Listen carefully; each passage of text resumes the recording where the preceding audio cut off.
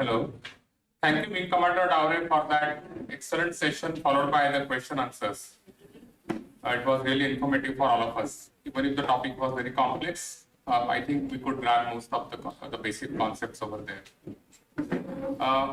Our last speaker this evening is the Managing Director of BAE Systems in India, Bangladesh, and Sri Lanka. BAE Systems is a technology and innovation leader specializing in defense, aerospace, and security solutions. He is instrumental in establishing BAE Systems as a trusted partner in the Indian Armed Forces and Government of India. He is a strong advocate of Atmanirbhar Bharat and has developed a strategy to form business partnerships with Indian suppliers for the strategic business initiatives as well as global supply chain opportunities. He has over 28 years of proven skills in international business development, capture management, foreign government policy, and program management in defense, space, aerospace, and international markets, including 21 years at Raytheon. He is an alumnus of MIT Pune, where he completed his BE in Electronics and Communication. Later, he earned his MS in Electrical Engineering from Mississippi State University in the US. His career really flourished at Raytheon as he continuously upgraded his skills with the relevant certifications like MBA, PMP, Six Sigma Black Belt, Program Management, and Defense Program Management, and to put those in practice by shouldering high responsibilities on program management, international sales. He became highly accomplished in consultative client engagement with an ability to build and maintain the key customer relationships. Let us welcome the chief guest of our seminar, Mr. Ravi Nirgudkar, to enlighten us about aviation careers and startup opportunities in India. Mr. Ravi Nirgudkar.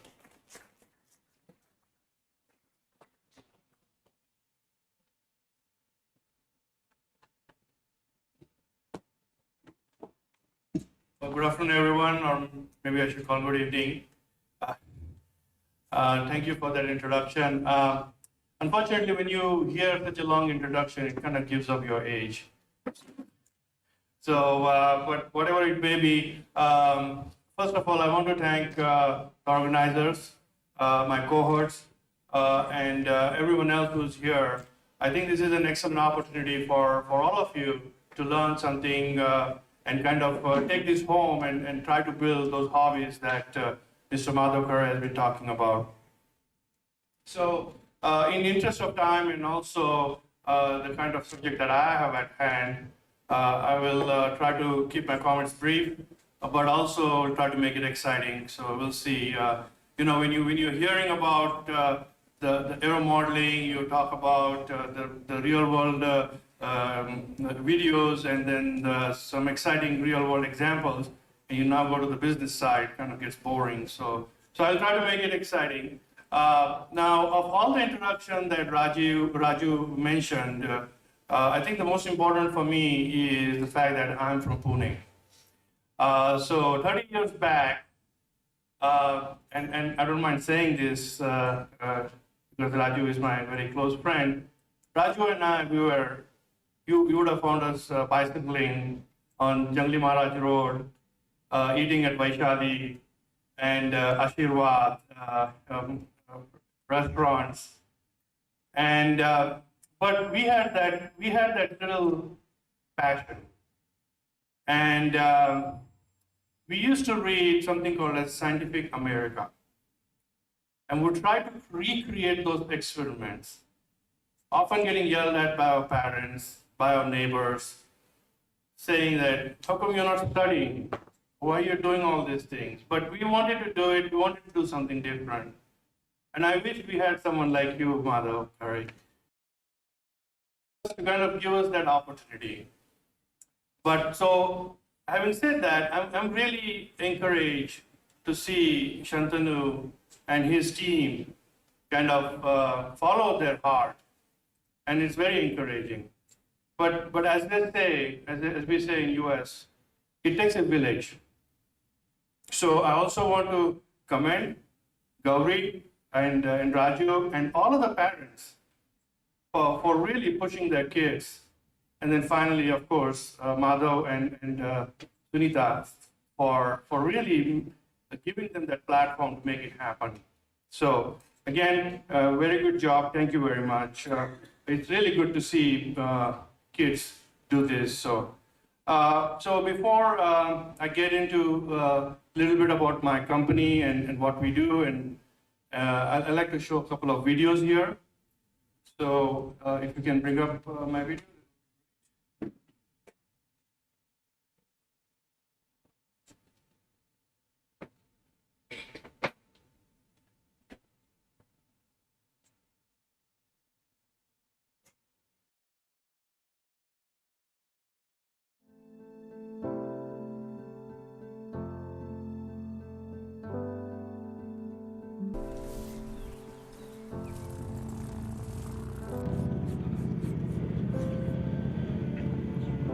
There's a source of wonder inside us all.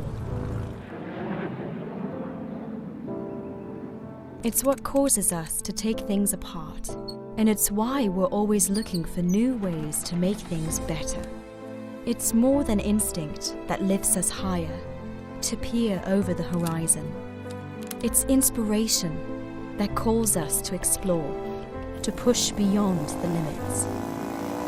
Throughout our life, this inspiration is with us, always growing stronger.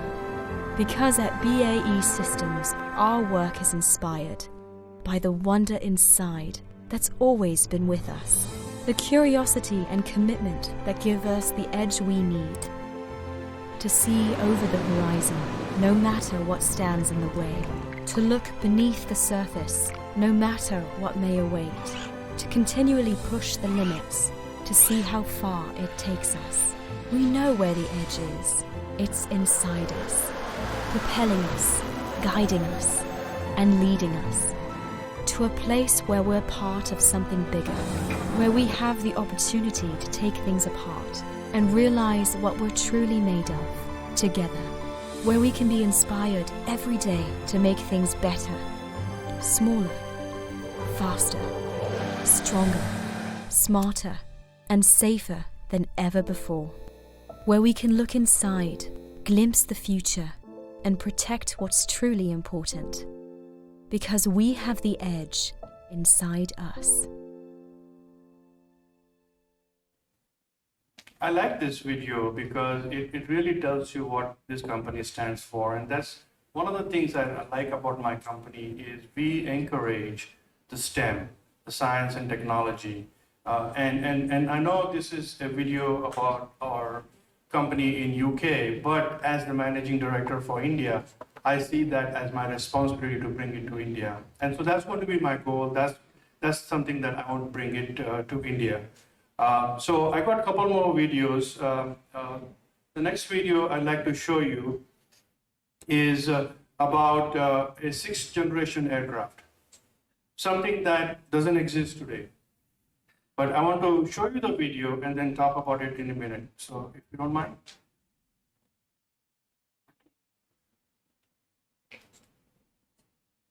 Assalamu alaikum. 10 million Afghans are on the brink of starvation. Starving.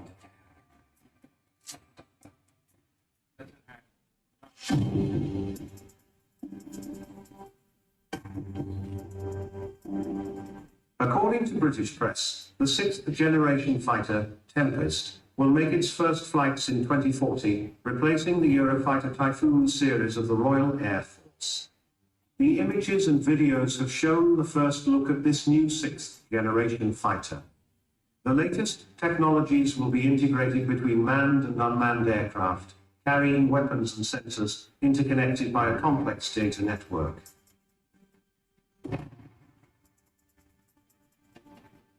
Team Tempest includes a laundry list of defense contractors who are currently working on facets of the forthcoming aircraft, and they've made some lofty claims about what this new fighter will be able to do. Industry partners involved in the program include BAE Systems, Rolls-Royce, Leonardo, and MBDA.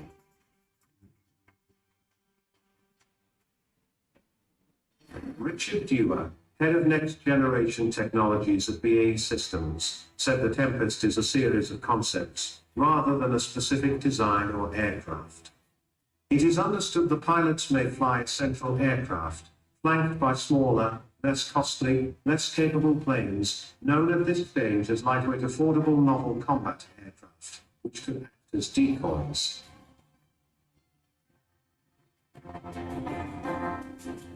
The Tempest designs are examining the use of a software reconfigurable wearable cockpit, employing the use of a high-tech Striker 2 helmet, without a single physical dial or screen in the cockpit. The headgear allows the pilot to see the outside world, and displays information in a virtual 3D landscape overlay of the outside seen through the visor, as well as physical objects which appear in reality.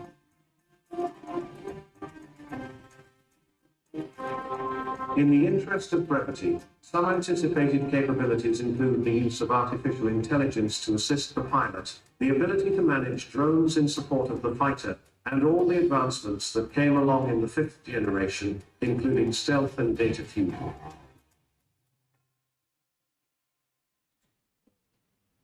This system will leverage massive amounts of computing power to collect and process a claimed 10,000 times the data of existing radar systems. As Leonardo puts it, the Tempest will be able to gather and process the equivalent to the internet traffic of a large city every second, offering its pilot a positively unmatched degree of situational awareness. Tempest also demonstrates its power in the high-tech weapons it can carry, including directed energy weapons, hypersonic weapons, depending on tactics. Recently, the UK has developed a jet engine that allows aircraft to operate at supersonic speeds. Defence News reported that the British Ministry of Defence is also pursuing a programme to develop domestic hypersonic weapons.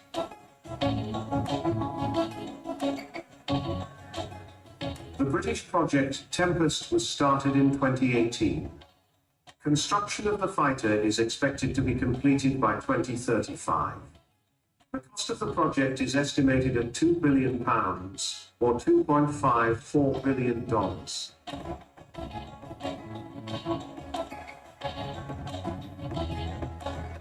So what's so exciting about this is it's still a concept.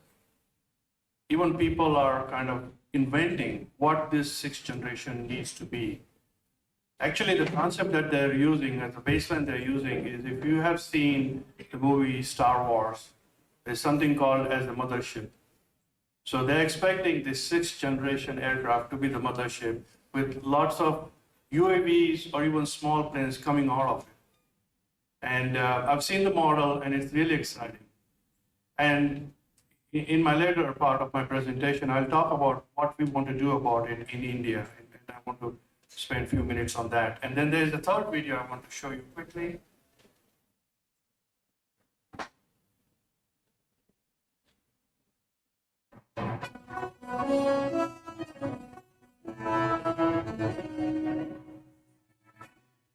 Phasor 35, a 35-meter wingspan solar electric aircraft made by BAE Systems and Prismatic, has successfully completed its maiden flight. The landmark flight paves the way to this new aircraft becoming a game changer in the air and space market, plugging the gap between aircraft and satellite technology.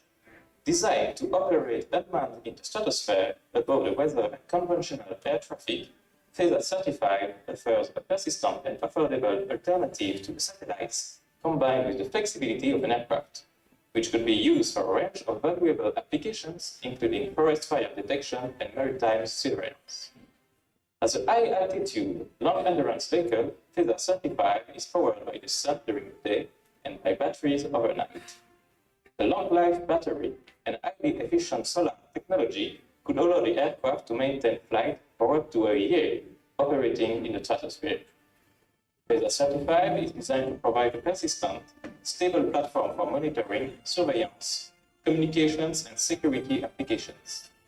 When connected to other technologies and assets, it will provide both military and commercial customers with capabilities that are not currently available from existing air and space platforms. The exciting thing about this particular project is we call this as a pseudo satellite. So this flies at about 75,000 feet. so it's not detected by the radar. And it can hover for more than a year because it's solar powered. And it can carry any kind of payload you want, whether it's a surveillance payload or some other telecom payload. And the beauty is you can bring it down, you can reprogram it and send it back up. And again, we'll talk about it, what we want to do about it in India. But just to tell you briefly, we are working with an Indian company to not only co-produce this, but co-develop this. We'll talk about that in a minute. So that's what we do at BAE Systems. Actually, there's a lot more that we do in BAE Systems, but I thought these were kind of 3 good videos that I could share with you and kind of show you some of the things that we do in the aerospace industry. And, when you like what you do, it's not really a job. And that's what I feel like when I go to work, is because there's so much excitement, there's so much things going on. And the good thing is they are encouraging the younger generation to step in. And so that's what BAE System in a nutshell. Obviously, if you have any questions or comments, I'd like to talk about it. I'll be happy to talk with you about it. Let me talk about what we're doing BAE Systems in India. So in India, we've been here for about more than 7 decades. And we have been working primarily in the aerospace industry. As you know, BAE previously was called British Aerospace. So as the name suggests, our core business was aerospace. And so for last 7 decades, we've been working very closely with HAL. We've been working with DRDO. And really what we've been doing is working on aircraft like Avro, Jaguars, and then recently Hawks. And I see some of the Hawks out here, so I'm very happy to see that. And Raju mentioned Atmanirbhar Bharat, and that's the vision of our Honorable Prime Minister, to make India self-reliant. But throughout the 7 decades, we've been kind of following that model. So all these aircraft that we were producing in UK or sometimes in US, we actually are doing the technology transfer to HAL as well as DRDO. Like for example, in Hawk, the first phase, we were the prime and HAL was the sub. On phase 2, HAL became the prime and we became the sub. And now we are looking at phase 3 in the same kind of model. So that's been our mantra all along. We also have another existing program with Indian Army in India, and that's called M777. That's the ultralight howitzer. Those are the guns that we make. And we got that contract in 2016, and we have already delivered nearly 90% of the guns on time, on schedule. But the main thing about that program is there's something called as offset. I don't know if you know about it, but the defense contracts have something called as offset, where the government of India wants you to do a certain amount of work in India. And so as part of that, we've been working with about 80 companies in India, all small businesses. And whether it be training, whether it be manufacturing components, or even procuring some raw material. But that's our obligation to government of India. But what that has done is that has opened ourselves to all these companies. We know about these companies, we have audited them, we have looked into them. And so moving forward, as part of my strategy, I want to make sure that we continue to work with these companies. So that's in a nutshell what we've been doing in India so far. But moving forward, our strategy includes, as I said, to involve all the Indian companies as we move forward. So I can get into the details of my strategy, but that's very technical and I don't want to do that. What I'd like to tell you is a little bit more personal. As you know, as I said earlier, I'm from Pune, I'm from India. And so this particular job gives me an opportunity to bring something back to my mother country. And so my strategy is to whatever technology that we have in UK and US, I want to bring it to India. And actually, the Atmanirbhar Bharat, the Make in India, the concept that Honorable Prime Minister has come up with allows us to do that. And so there are a lot of things that the government is doing for us. Obviously, the cost arbitrage is a big deal in India. The talent pool that we have in India is amazing. And then all the states and the local governments are providing so many incentives for foreign OEMs to make investment in India. So our strategy is really to make India part of the BAE Systems global supply chain. And that would include all the different things that I just talked about. So about FASA 35, the UAV that flies at 75,000 feet. In technical terms, it is at TRL level 4, which means we are still in the design phase. And so we are going to bring that to India, work with an Indian partner to co-develop it, not just give them a finished product, but to actually co-develop with them, create a finished product together, create a joint IP, and then basically market it for the whole world. And so we got a lot of those kind of projects in place, and we're going to continue to work on that. From the government of India point of view, I'm not an expert, but just to kind of give you a flavor, Indian government is very much committed to the defense industry. And really the reasoning behind this Atmanirbhar Bharat is coming because of the geopolitics. Is you see what's happening around us, right? Every country needs to be self-reliant. Every country needs to build its own technology. And so that's the reason why this thing is really catching up. And so Indian government is putting money where the mouth is. If you look at our defense budget, it's about $70 billion, which is number 3 in the world. There are a lot of incentives that the Indian government has come up with. There are different projects called Make 1, Make 2, where it encourages the foreign OEM to invest in India, work with Indian companies, and the government will actually fund 70 to 80% of the projects. So those are really good projects and something that we are putting as part of our strategy. So again, if you need more information, I'll be happy to share with you. But again, if you go to the Indian MOD website, you will find a lot of this information. And so finally, just a few thoughts from my side, and especially for, I should not say Shantanu as kid, he's already grown up now, but for people like Shantanu, is try to be a student for life.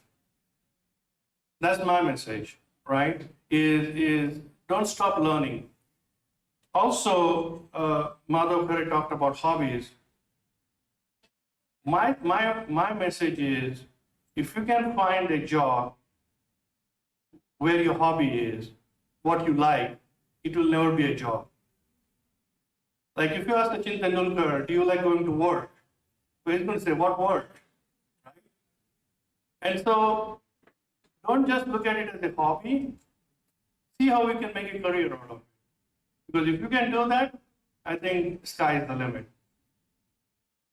And one other thing is there's a saying that you want to live in an exciting era versus a successful era. I think, to be honest with you, and I'm not just saying it, but in India today, it's an exciting era. There's a lot happening. And so I think you guys, this generation, should take the best advantage of that. And the only other thing I would say, and this is again from my personal experience, is when you want to do something, when you want to achieve something, don't look up. Look in the mirror. What can you do about it? Right? And then finally, I just want to thank you, the organizers, for giving me this opportunity, and also want to thank Madhav and Sunita for creating this platform for all the kids to kind of learn and enjoy and appreciate what the hobbies are about. And so with that, I want to thank you, and I I'll be around if you have any questions, or you have my contact information, so please feel free to connect with me. And I really want to make the best use of my time in India and kind of give back to the country as much as I can. So thank you very much.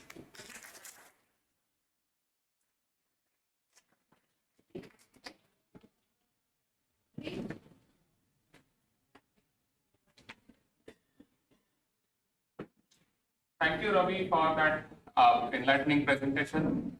Short and sweet and to the point. That will inspire a lot of people around here to achieve that single goal of being Atmanirbhar. I would like now the time Shantanu to quickly comment.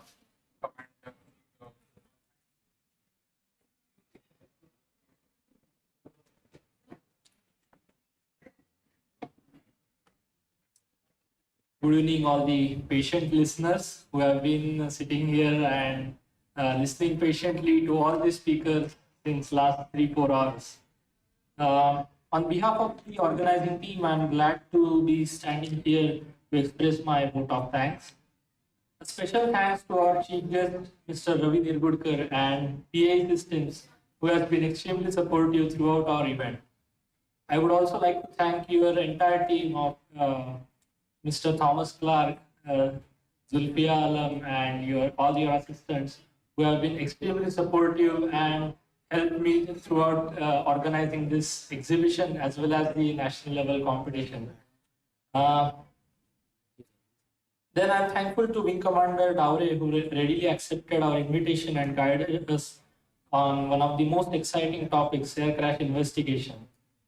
I would especially thank to Commander Anantha Narayanan sir, who not only participated as a guest speaker, but has been actively taking part as an exhibit and sharing his wide knowledge of aeromodeling to the guests as well as our volunteers. I would like to thank my entire team of volunteers from Alerios and Shastravani, who have been working hard for making this event a grand success.